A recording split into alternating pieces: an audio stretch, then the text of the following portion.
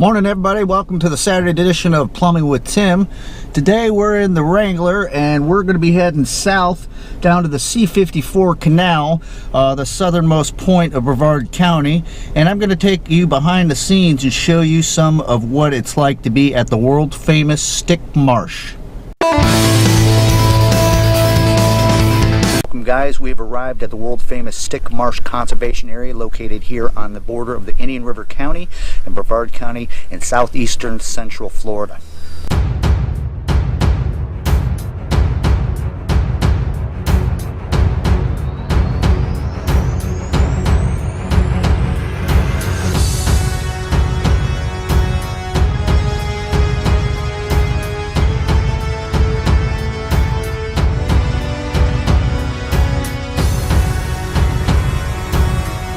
Okay, so this is a 52,671 square acre area, and it's part of the Upper St. Johns River Basin Project, a project of the St. Johns River Water Management District and the U.S. Army Corps of Engineers. This project reduces flooding, restores and maintains natural hydraulic cycles, and protects water quality.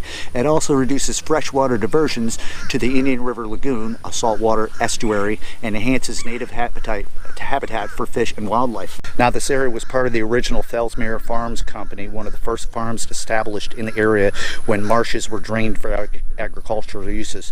During the early 1900s, an expansion of canals and levees were built that included the C-54 Canal and Fellsmere Grade.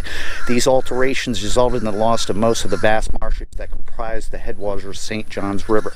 Also, freshwater from the former marshes was diverted to the Indian River Lagoon, where the freshwater discharged upset the fragile balance of water from the fresh and salt that make up the lagoon, severely impacting the shellfish population. Now, this truly is a plumbing marvel here on a grand scale, because this area was created for watershed and conservation when it comes to the difference between saltwater and freshwater.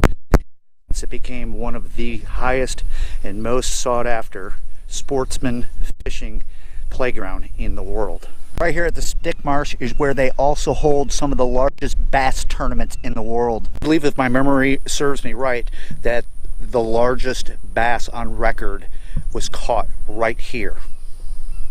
And I've been here for about 20 minutes and I've already seen about a half a dozen gators too.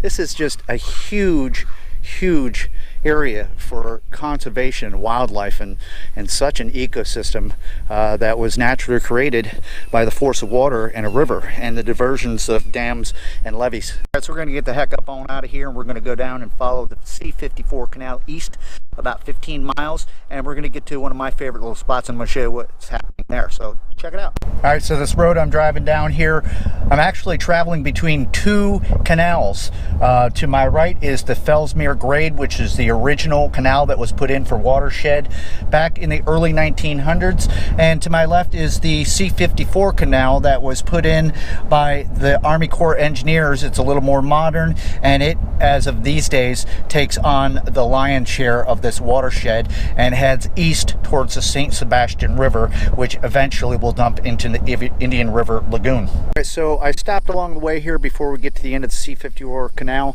because let's not forget about the Fellsmere Grade. We're here at the landmark sign, and I'm gonna tell you, this place has some history. Now, back there at the Stick Marsh where we came from, the two canals were very high and up with water, but now I've came about 8 miles east. You can see how low the Fellsmere Grade actually is. So where we're heading is where the C-54 Canal, the newer canal, and the Fellsmere Grade, which is the old canal from the early 1900s, come together and join as one.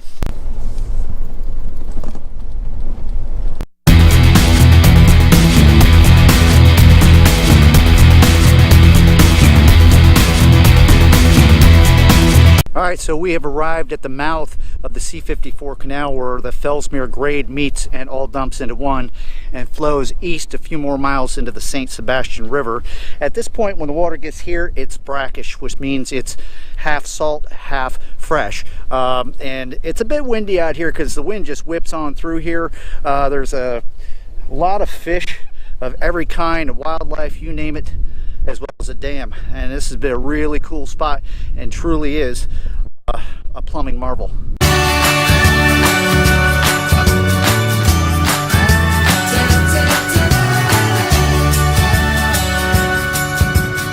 Okay, it's time for me to head on back to the Jeep. Batteries are getting low. We've got a tropical system that's moving up from the south, so we're going to get some rain, and I'll catch up to you as soon as we're back to the Jeep. So there you guys have it. Wow, what an interesting area. The C54 canal as well as the Fellsmere Grade are only 2 out of literally thousands of canals that are throughout the state of Florida.